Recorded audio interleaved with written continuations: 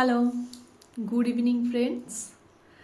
So সেই আবার শুরু হয়ে গেছে সন্ধ্যা মানেই কিছু খাওয়ার ইচ্ছা করে। তো আজকে কি বানানো যায়? আজ আমি ভাবছি একটা নতুন আইটেম, নতুন মানে আমার কাছে ফার্স্ট টাইম বানাবো, সেটাই তোমাদের সাথে শেয়ার করি। চলো দেখি এটার জন্য কি লাগবে। তোমাদেরও চেনা জিনিস, আমার কাছে বানানোর জন্য ফার্স্ট টাইম। তো আমি যেটা বানাবো তার জন্য প্রথমে এই শুকনো লঙ্কা, গোটা ধনে আর জিরে প্রথমে খালি প্যানে ফ্রাই করে নেব। সো আমি এখন সেই ভাজা মশলাগুলো একসাথে মিক্সিতে গুঁড়ো করে নেব।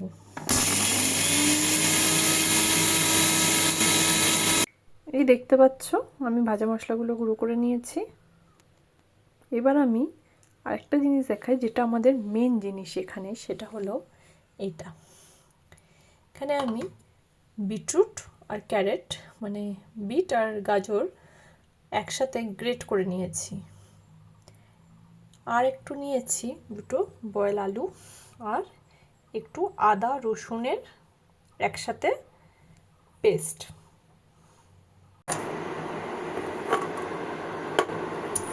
একটু তেল নিয়ে নিলাম কিছু পরিমাণ।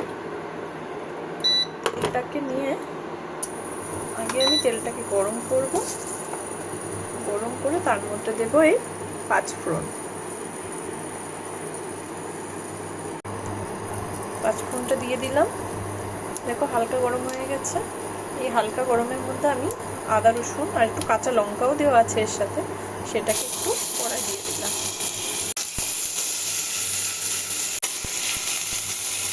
এবার আমি গ্রেট করে রাখা এটাকে দিয়ে দিলাম।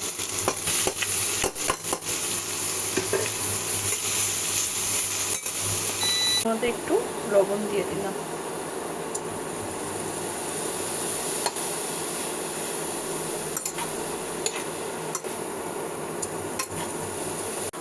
একদিকে আমি এই যে বয়েল আলু ছিল সেটাকে ম্যাশ করে নিচ্ছি। এই ম্যাশ করা আলুগুলো দিয়ে দিলাম। এবার আমি কিছু বাদাম ফ্রাই করে রেখেছি, সেটাকে আমি এর মধ্যে দিয়ে দিলাম। দিয়ে ভালো করে এটা মিক্স করব। এই যে ভাজা মশলাটা বানিয়েছিলাম সেটাও আমি এর মধ্যে যতটা দরকার ততটা দিয়ে দিলাম। টেস্টের জন্য সুগার।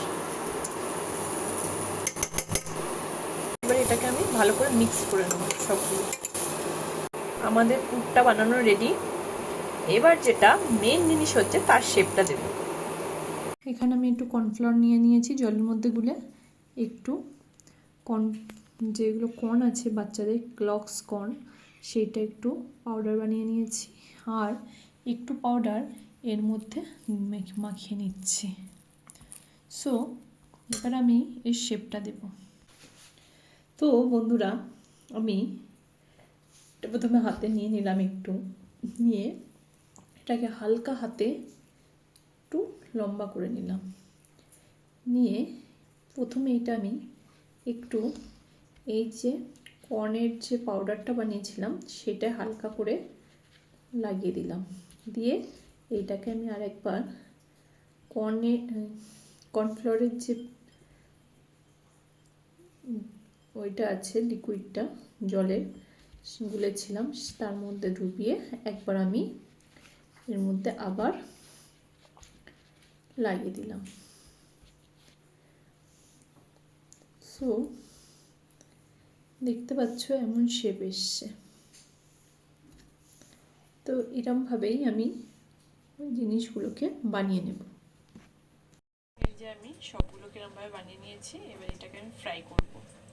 তো ফ্রাই করার জন্যে এই যে আমি একটা ছোট্ট প্যান নিয়ে নিয়েছি, কারণ বড় প্যান নিলে তো বেশি তেল লাগবে, ওই জন্য আমি একটা ছোট প্যানই ইউজ করেছি। এর মধ্যে একটা একটা করে ফ্রাই করে নেব। তেলটা গরম হোক।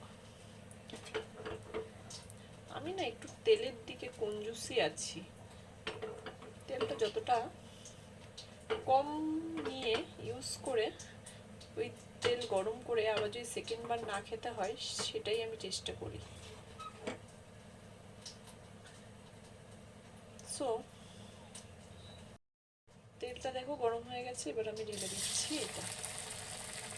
বেশি গরম করলে আবার পুড়ে যাবে, হালকা গরমে ঢেলে দিতে হবে।